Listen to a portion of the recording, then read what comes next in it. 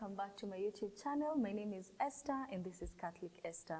So today I'm going to be talking about something that I hold dear to my heart, and that is the Mass.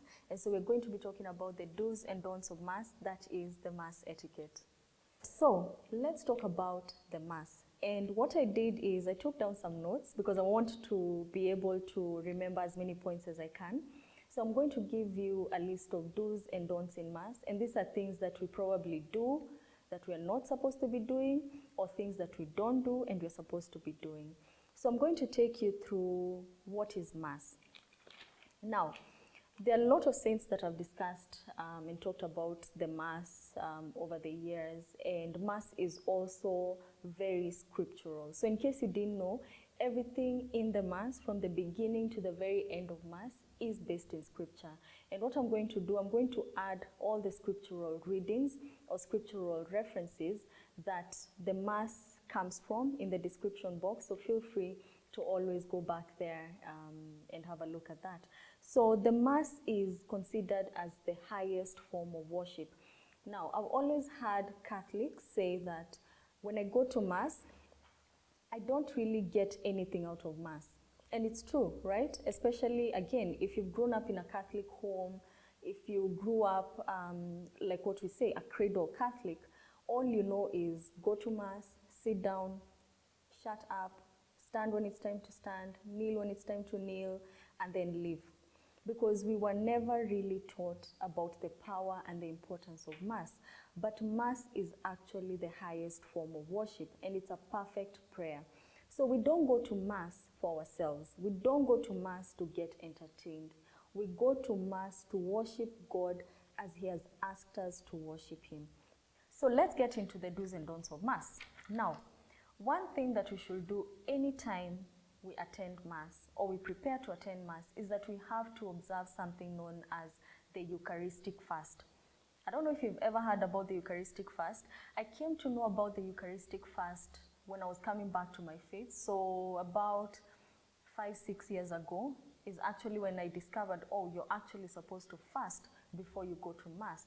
And why do we fast before we go to Mass? Now, the reason why we fast is because at the Mass we have the Eucharist. And what is the Eucharist? The Eucharist is the body, blood, soul, and divinity of Jesus Christ. So what this means for us Catholics is that the Eucharist, what we celebrate in Mass, why we go to Mass, is not a symbol. It's the actual body, blood, soul, and divinity of Jesus Christ. So when we go for Mass and we prepare to receive communion, we have to fast, we have to mortify our physical senses so that we also edify our spiritual senses in order to receive Jesus, to long for Him who is present in the Blessed Eucharist. So that is part of the reason why we fast. You also don't want to go and receive Jesus on a full stomach. You're too full, you're too stuffed.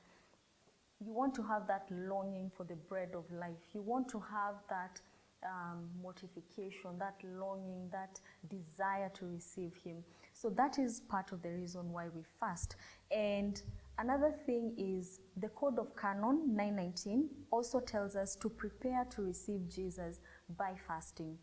So that's the first do of Mass. Now, the second thing that you should do, always arrive early at Mass. Now, personally, I like to get to Mass at least 10 to 15 minutes before time. And we have a lot of literature in the Catholic Church. So many books have been authored on the Eucharist, on the Mass, and you find that there are so many effective prayers that we can even pray before Mass. There are prayers before Mass to prepare yourself, to make your intentions known. You can even read the readings before time and then sit in silence. When you arrive early, you're able to recollect your thoughts, you're able to understand the significance of where you are, you're able to prepare yourself physically, spiritually, emotionally, mentally to participate in Mass. Then the third thing that you do, and this is very important, now I never really used to do it, or I would do it irreverently, and that is to genuflect.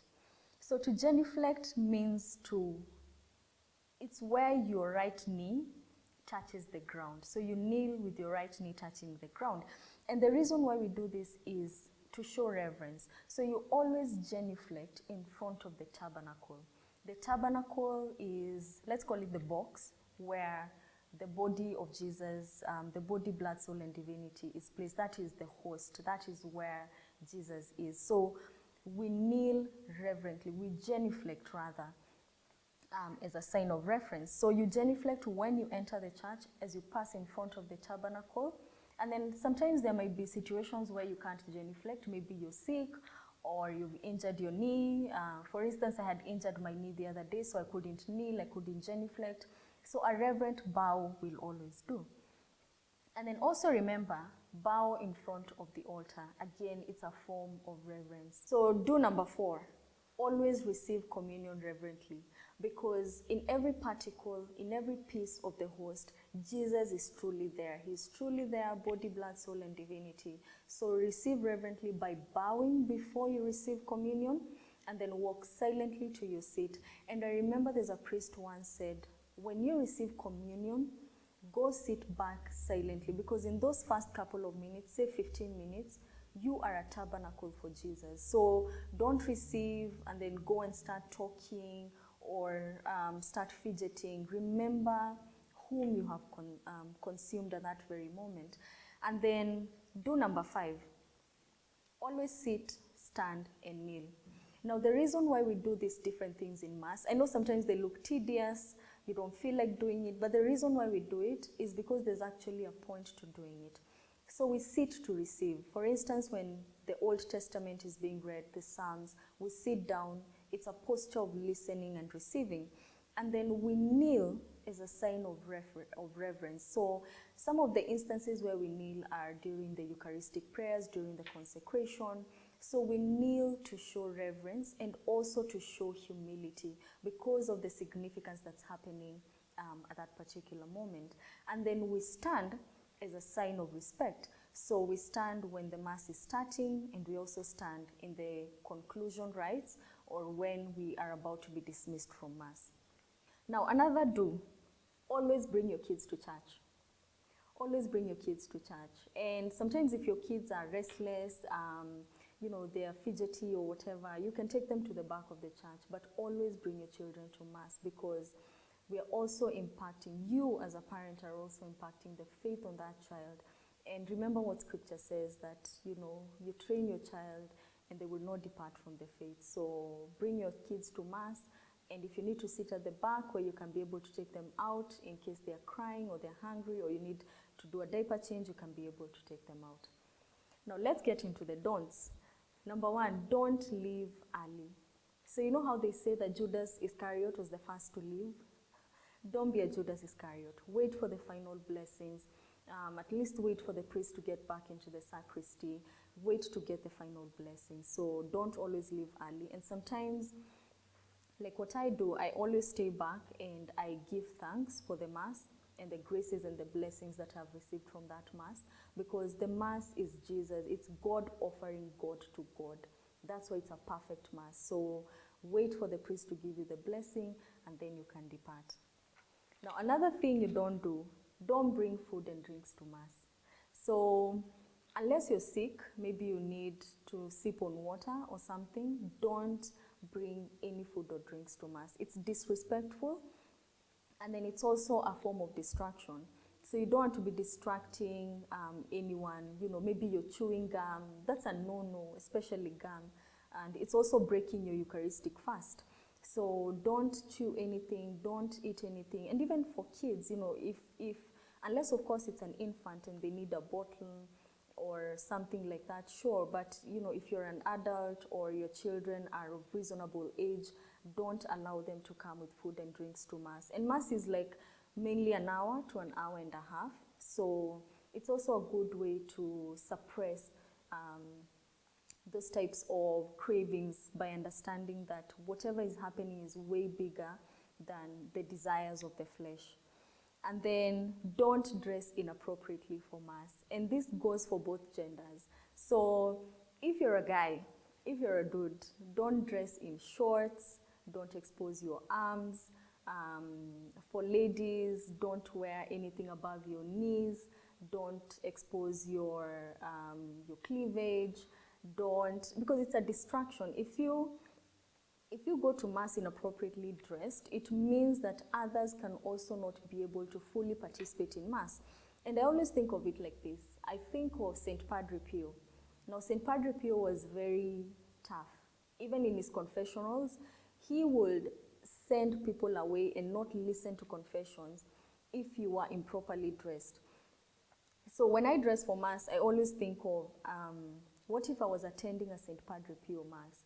Would he be impressed? I mean, I'm not going there to impress him, but what would he think of my dressing? Would it be appropriate? And then remember whom you're going to receive, whom you're going to worship. It is God. It's not a place to be fashionable. It's not a place to, show your latest, designs, shoes, dresses. Just dress modestly and remember that Mass is not the place for, any type of dressing that would be a distraction to others. And then don't use your phone. Don't use your phone. Again, it's a distraction.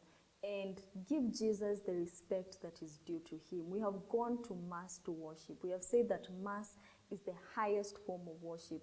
So imagine worshiping the maker of the universe, him who died on the cross for us, and him whom we celebrate in every Mass, and you are on your phone scrolling through Instagram. It's disrespectful. It doesn't bring God any honor. It doesn't glorify him. So put your phone on silent or on vibrate, and then just participate in Mass.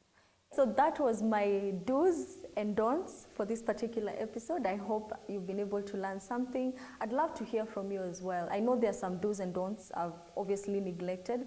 Please let me know down in the comment section. I'd love to hear from you, and I'd love to engage with you also, and also share with me experiences you've had in Mass, like things you've seen or witnessed, and let's have a conversation about that. Thank you so much. I'll see you on the next episode.